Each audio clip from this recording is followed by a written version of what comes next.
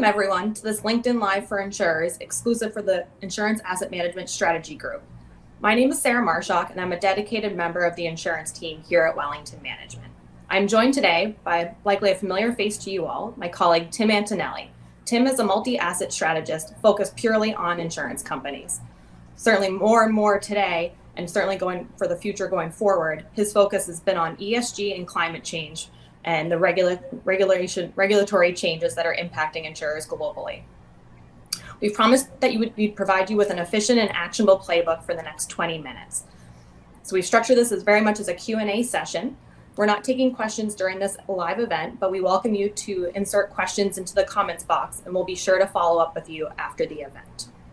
So Tim, before we really dig in, ESG means a lot to many different people. We've heard a lot of noise on ESG and how insurers should be approaching it. In short, why is this topic so important? Help the fellow practitioners that are joining us today to sort through all of the commotion. And for some of the naysayers that are just saying, I don't need to worry about it. I'm worried about my insurance. ESG is not impacting me. Why should they care about it today? Yeah, thanks, Sarah. I think first and foremost, over the last year, you saw an existential crisis hit the entire world with COVID pandemic. The shocks that the financial markets felt, and by extension, the investments of insurance companies, was right in their face in terms of this huge factor impacting multiple aspects of their business. If you couple that with all of the social injustice issues that have come up over that same period, you're getting two significant elements of the ESG equation in your face and in your financial statements in a meaningful way. Really propelling ESG to the front and center and top of mind of what all insurers are focused on. I think additionally, shareholders of insurance companies and policyholders are starting to demand that the companies that they invest in or have policies with are taking action and differentiating themselves in this space. And so they're really getting it from both sides. Great, that's really helpful, Tim. So Tim, where are insurers today with ESG? Who's lagging and who's leading in this area, and where should we be paying attention? Yeah, so with regional stereotypes here, I think that they hold up when it comes to the focus on ESG and then climate change. So you have the Nordic region, you have the UK, and you have the EU. In some pockets of those areas, these companies have been focused either through regulatory requirements or because it's central to their business model for the last decade or so. I think you've seen more in the way of integration on their processes and more action now versus just talking about it. Whereas in Asia and the US, while they are a little bit more late to the conversation and trying to catch up in some ways, they are also approaching this stage of, we've had enough talk, let's start to do something, let's start putting dollars to work, and let's start changing how our company approaches this. Two additional externalities that are providing a tailwind to this push globally have been regulation, as I just mentioned, in Europe, but now we're seeing examples of this in the US with the New York Department of Financial Services really coming up with a script for how they expect companies to assess and to consider diversification across the risk profile when it comes to climate and incorporating ESG. And then you've seen things like the COIN program with the state of California, where they're actually trying to incentivize investment in things that are having benefits for the underserved portion of the California population that they deem to be at risk. So the last piece of that is around rating agencies. Moody's a couple months ago released a request for comment that really outlined a very in-depth look in how they're going to formally integrate ESG into their credit rating assessment processes. This gave a really detailed look at the different pillars involved, from how they'll assess physical risk to how they expect a company to conduct business from a governance perspective. And so when Moody's, AM Best, S&P, Fitch, and others start to become more active in these discussions, it behooves insurers to make sure they're ahead of the pack. That's really helpful outline of the different key players and their action items. So before we get to the key action items and putting this to work, what are the common misconceptions and mistakes you're seeing insurers or others making and their approach to ESG? Yeah, so I think there's been a variety of shortcomings of the approaches to date, which is quite understandable because there was little in the way of a blueprint on how to approach such a big topic that could, as you've noted, mean a lot of different things. I think the first is, companies wanted to get an assessment of how they, their portfolios were rated from an ESG criteria. And I think that that's useful to a certain point. But the flaw with ESG ratings is, number one, they're backwards looking. And number two, they're inconsistent across providers. So I think we've seen this proliferation of data around the ESG field, which is why I think a lot of us are feeling ESG burnout in some respects. And I would say that, while it's a good exercise to look at how you're positioned on a relative basis moving forward, I would not anchor your go-forward approach to this backward-looking mechanism of ESG ratings. And so that's something that can be worked on.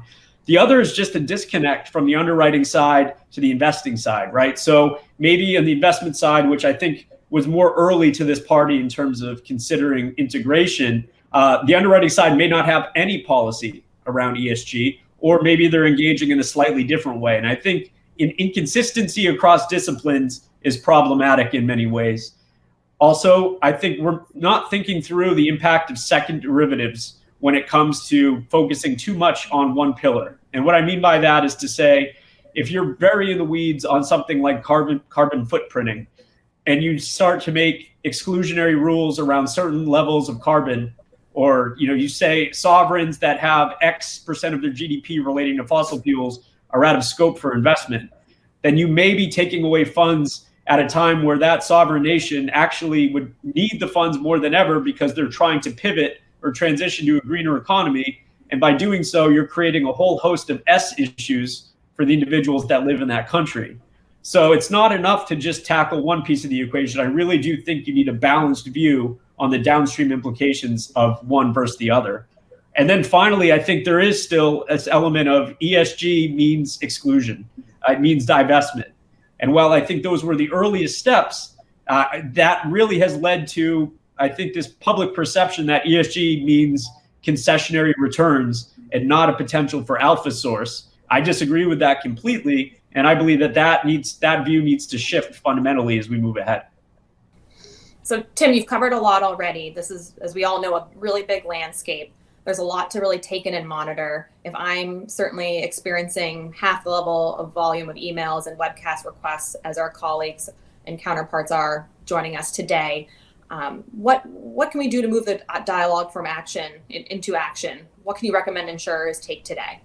Sure. So first and foremost, I think it means making it an enterprise level issue. So that will hopefully ensure consistency across departments, as I mentioned, being an issue earlier in our discussion today. Also, I think it's an understanding that every insurer will have a slightly different view of what ESG philosophy means to them.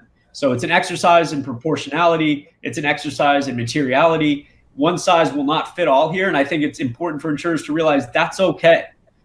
The other item is around uncoupling the C from the E when it comes to measuring your exposure to existing risks or your search for existing opportunities. I say that because the size of outcomes when you think about climate risk as it relates to insurers' business models is so huge, both in shaping product distribution, but also in terms of what they're invested in today or the future. It makes sense to isolate a lot of those risks. And obviously there's three major components to climate risk. The first is transition risk, right? And this has been an area where divestiture and exclusion has really dominated approaches to date. But I would argue that considering partnering with your asset manager or your portfolio manager to understand the transition plans in such sectors as energy or companies that utilize fossil fuels in a large degree, versus excluding them entirely, will still allow for you to capture alpha potential in a sector that, quite frankly, is going to have to exist in the future to supply energy for a population. And providing companies capital when they need it the most to make this transition would be really key going forward. The second element is around physical risks, so the exposure to climate-related events. And this, I would say, not all assets are created equal. So focus on your assets that are exposed the most. And also do this through the context of assessing your product distribution. So I think about if I'm an insurer who writes a lot of P&C product that focuses on flood risk, I want to be very mindful of my investments in mortgage loans or securitizations where you're double dipping, not necessarily in the same geography, but in the same type of peril. So I'm considering my entire balance sheet through this flood risk lens to make sure I'm not overly concentrated. And finally, it's liability risk. And that's really what's going to be, through litigation and how you're exposed from a reputational perspective. Ultimately, it's the most difficult thing to quantify, but you're seeing more and more insurers take this into account. So you raise an important topic about the concept of uncoupling the C from the E. And I joined an AM Best TV webinar a couple weeks ago on the greening of insurance asset management. And a couple people raised the point that the E, there's so much emphasis on the E that we seem to be forgetting about the S and the G. And the E seems to be dominating. But I would argue, and many of us would argue, that the S and G are equally important. So what do you think you can talk about the ways insurers are approaching these other two letters in this acronym? Yeah, so I think these two items in particular are great from the perspective of an insurer turning around and looking at themselves, in the mirror and saying, how are we handling our social issues? How are we handling our governance issues? So when you think about social in particular, you're thinking about focus on workplace quality, how employees are treated, the utilization of controversial materials, or where the supply chain might be located and how those organizations run their business. And so on the surface, it might seem very ripe for exclusion, but I would argue that opportunities actually exist for those same reasons. And I think about how companies have really stepped up, or those that haven't, over the previous year with workplace issues through a work from home environment or having to lay off employees, to thinking about how they're responding to social injustice and how that's happening. And you can really find some winners and losers from a social perspective there. I think targeting specific types of investments with a focus on diversity and inclusion, or other things that organizationally might align with your corporate philosophy on ESG, are a great way to approach the S and the G issue. But again, I think understanding how you're approaching these same types of issues internally might be the best first step for you to make sure you have strong footing moving forward. So changing gears a little bit, I want to think about the strategic asset allocation, certainly a very prevalent topic for insurance companies. What is the influence of ESG on an insurer's SAA? If an insurance CIO were to say, ESG is not going to impact my SAA, how would you refute that? Yeah, so I think that this is going to be a massive evolution that's about to occur in the next few years in terms of thinking about legacy SAA, where you're anchoring your assumptions to widely known benchmarks, historical volatility, historical norms from a risk return perspective. I think to make it evolve and to be in line with ESG, in particular, climate adjusted SAA moving forward, it's more than just increasing volatility. It's taking an understanding of the desire to move SAA to maybe more of a thematic type approach that has known outcomes that are anchored towards what your ESG goals would be. Said another way, linking this to something like the glide path framework that we discussed earlier, where within what you're considered from SAA, perhaps you're thinking about geographically specific asset classes, knowing who is the most green available countries in terms of credit. Or if you want to break down your credit allocation into, X energy and energy separately, and within that sub-sector classification, you give notice through your volatility projections of the wide range of outcomes relating to renewable energies or non-renewable energy and what that might look like moving forward. That wasn't necessarily done before in SAA, but I think it has to be done or considered going forward. The other element is that when you get to the implementation consideration piece of the puzzle, you have to realize that engagement here will be critical to aligning your investment decisions with success. And I think through part of that, as an organization, you need to be thinking about what key performance indicators do you want to receive back from the asset manager or portfolio manager for some of these strategies, so that you can have a feedback loop to your strategic asset allocation going forward. Because I would argue that these objectives will be measured in more than just your total return over that point in time. So you've outlined a really good framework in the past 15 minutes. So thinking now, thinking ahead, where are some good investment opportunities that our insurance companies should be looking toward? So I think the easiest thing to do is to focus on impact to start. So once you've sat there, you've ensured that your ESG philosophy is consistent at the organizational level. Maybe you've come up with a couple areas that you feel you're deficient in today, but really want to focus resources on going forward. I would seek out investment managers who have specific goals on the impact side that can contribute to helping you fill some of those holes. And while there's no shortage of investment approaches that claim to do just that, I would make sure that you're really understanding the thesis and the approach of the portfolio managers in particular, and understanding, again, the KPIs that are going to come back to you to measure progress as a result. I think in many cases, those investments will live on the private side, at least for the foreseeable future, due in part to a lot of the businesses being new, and the size of the businesses themselves that will require capital will likely be in the earlier stages of their life. So I would keep that in mind. If you're a P&C insurer, I would equate this to something like what we've seen health insurers do for the last decade or so with their venture fund. You're investing in something that I think you should want the potential double benefit of not only being a good return on investment, but also helping to fund a technology that could then be used in part of your liability and your underwriting side of the business as well. Finally, I think that there's a great place for thematic approaches, and whether that's something like understanding the needs of developing markets or emerging markets and what resources are required there to help navigate to the next century or next years to come, I think also could be a really good fit in the short term.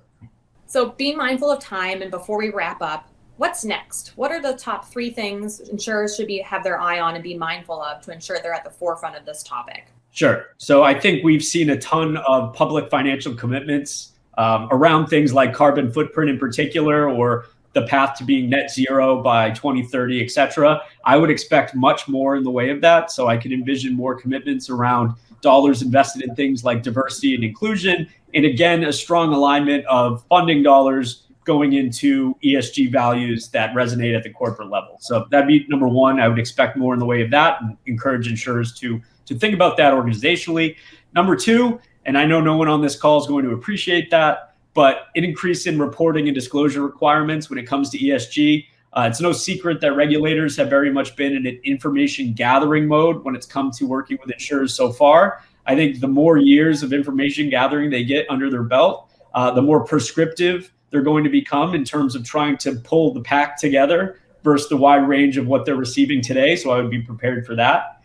And I think ultimately it's going to be an understanding that this whole idea of sustainable finance, or the study of ESG, being an on an island approach that is a consideration but has more to do with doing well and less to do with investment returns. I actually think that is going to go away, and people are going to start to realize that good ESG research, and if it's integrated with the fundamental research, is just ensuring that sustainable finance and what you're investing in today is going to be around for a going concern in the next 10, 20, 30 years. As a regulator once said, sustainable finance is going to just be called finance in 20 years' time. And so I think that narrative is going to change, and ESG is going to become just as important as traditional credit research for investors and insurers moving forward.